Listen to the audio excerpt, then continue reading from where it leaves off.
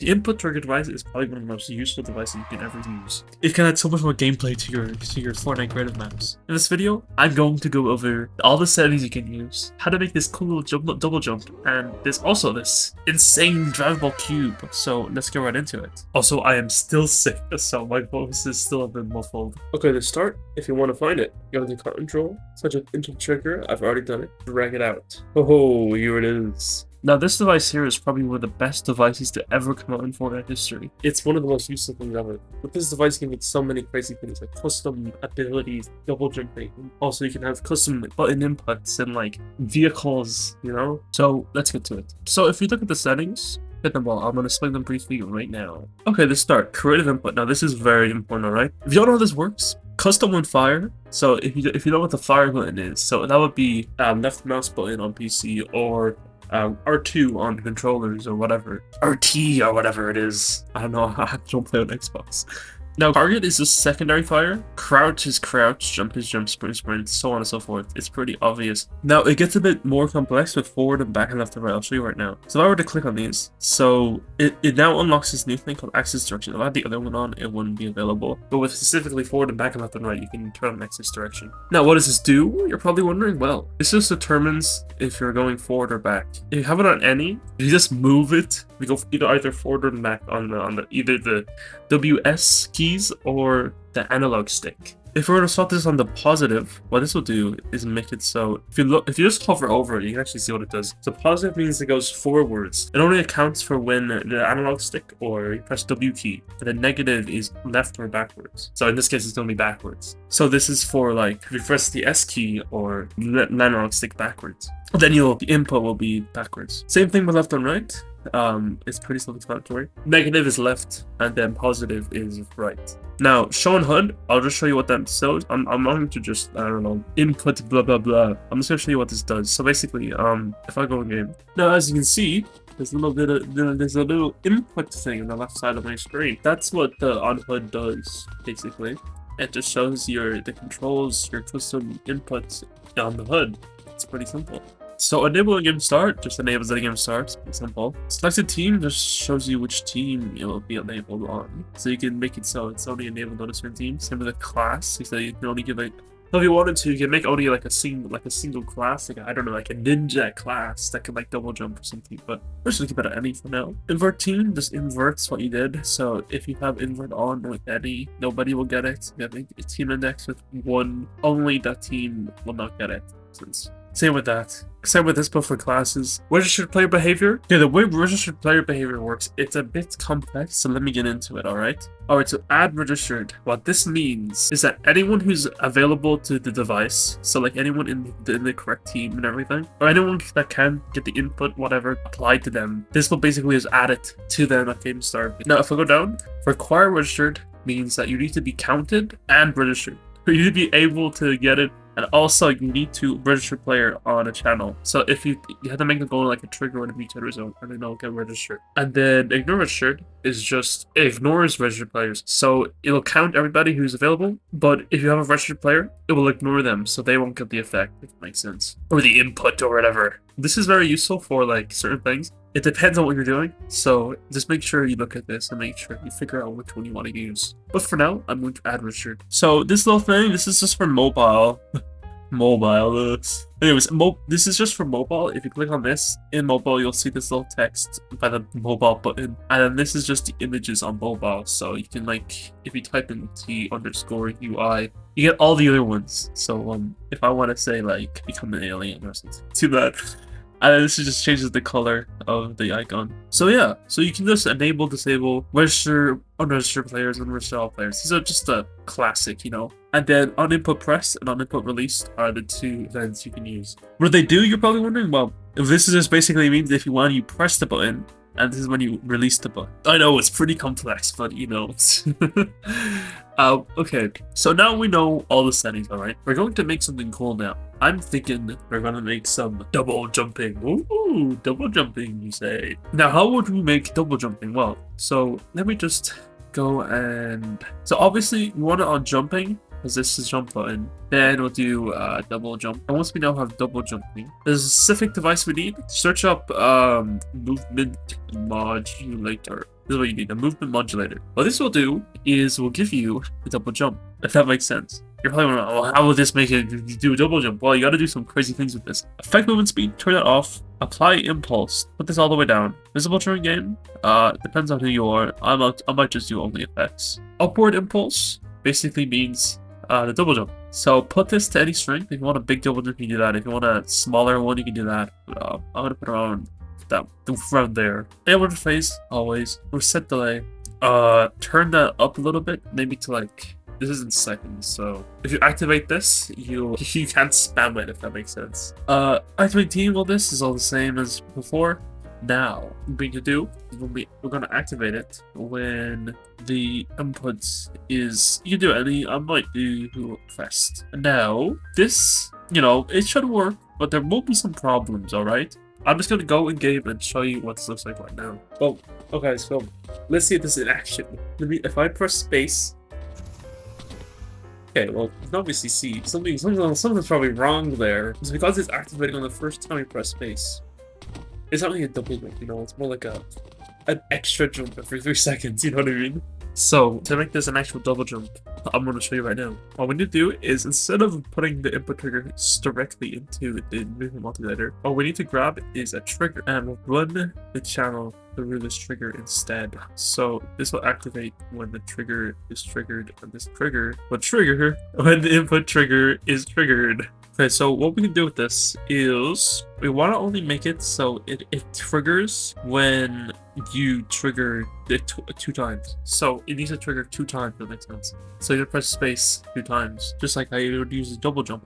Okay, now what we can do is make another trigger, okay? And then what this one will do, just trigger everyone. And for this one, what you want to do is I'll have about, I don't know, maybe like 1 second of delay. Or maybe, let's do like 2, maybe. What this will do, basically, when this one gets triggered, you want to reset the times triggered by this guy, if that makes sense. And then also, I forgot, on the first trigger, make times triggered 2. And also just make sure your second trigger to reset it is hooked up to the input trigger and not the other trigger. And now what we're going to do, go into the first trigger, click on disable, and we want to make it so it disabled itself, okay? And then what you can do is reset times triggered is make sure this resets times triggered, and also it enables it. Second trigger also enables it. This is all we want the first trigger, if that makes sense. So just, you know, look at it. So hopefully this should be it. So let's see how it works. My god, look at my ping. I'm getting like 500 ping. Okay, well this is okay. This would work fine if you made it, okay? But I'm just lagging really badly. This doesn't matter. We'll move on to the next bit.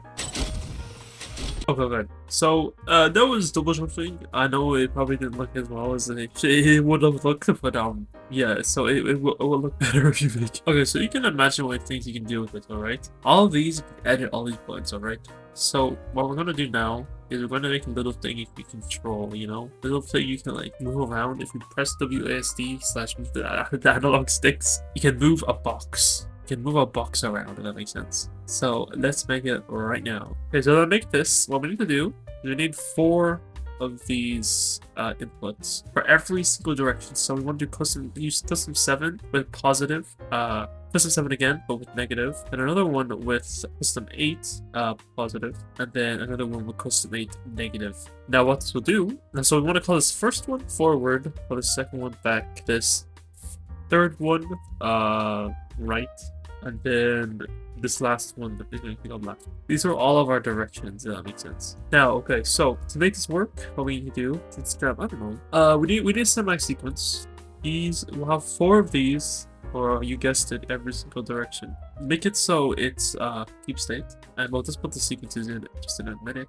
This is for every single one. There we go. What you also want to do is click on every single one of these, click holding control and clicking on one of them. And you can do loop playback. There we go, perfect. Now what we want to do is go into here, grab a switch, okay? This is important, okay? So if we want to control something, the problem is if you start going diagonally with it, you can move it diagonally, but it starts getting kind of laggy, alright? So it's better if we have it so you can only move one direction at once. So how do we make that work? Well, what we'll do is for every single sequence we got here, we need a switch that will a switch that will, you know, move it, if that makes sense. So this switch will be forward switch. And basically what we want to do is to keep it off on the initial state. This is all fine. What we want to do is we want to turn this on when this input gets pressed, and we want to turn off when this input gets released. And then we want this the sequence to play when this switch gets turned on, and we want to stop it when the sequence gets turned off. And you guessed it, do it for every single other one. What I'm gonna do is make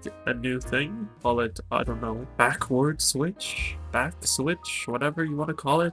Then do the exact same settings, go for the other trigger, 3 in this case, and then the sequence. What you can do here is, you know, the usual. Go in here, play function on, turn on, and stop function on, turn off. And do it for the other two. Okay, now I've done it for everything. So now these switches will turn it on and off, but it's not ready just yet. What we need to do also is in every single switch, what we need to do is we need to turn it off when every single other switch besides the switch itself is turned on. So when back switch is turned on, when this switch is turned on, I can rename it. That doesn't matter. That's the left or right one. And then when this one's also turned on, and so on. And just do that for every single one. Okay, so now here comes the bit.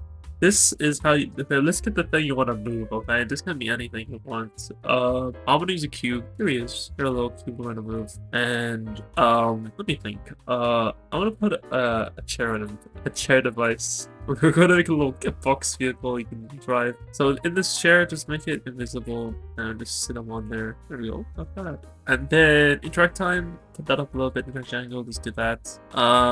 Interact radius, just put that up a little bit so you can actually get in the chair. And then interact text, drive box. We're gonna make a drivable box. What we can do then is all of these, just make it so these require registered. And they will register the player when you sit in the chair, and then it'll unregister the player when you get out of the chair. That makes sense. So now you can control the box if you get in the chair. Now you're probably wondering, okay, that's cool though, but how do we actually control the box? How do we make it move? So what we can do is make a cinematic. This will be 4. I know there's 3 other ones we can make, but we're just gonna make 1 for now. I'll just make it simpler. Okay, now all you'll do is select both of them and then track and add them to the sequencer. Then press transform so we get transform track with both of them. Then go on both of them, click relative. Okay, so make it a relative transform track. So this is the green one. Then click on your other one that isn't the green one, and then delete them. Now we have 2 relative tracks. This is up to 0, so they work. Then go over here. What we're gonna do is press key and key. You're probably wondering where they went.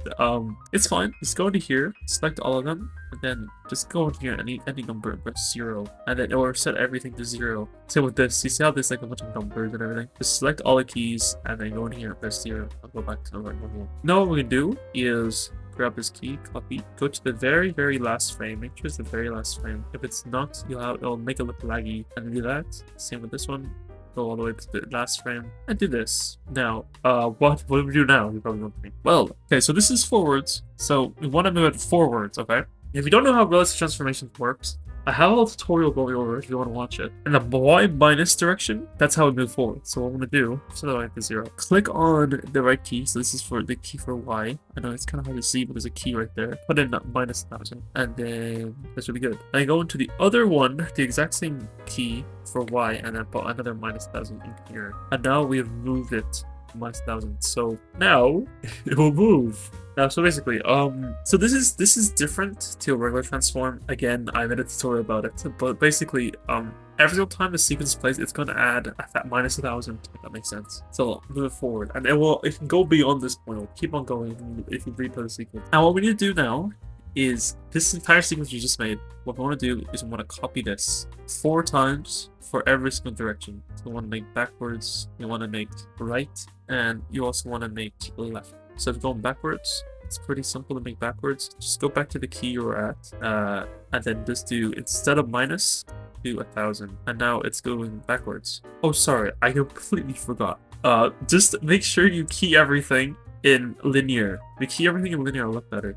You're probably wondering, well, how the hell do I do that? Well, once you select everything, press the 4 key. Or right click on them and go down to linear. This will just make it so it doesn't look stupid. Of course, I forgot to do it every single one.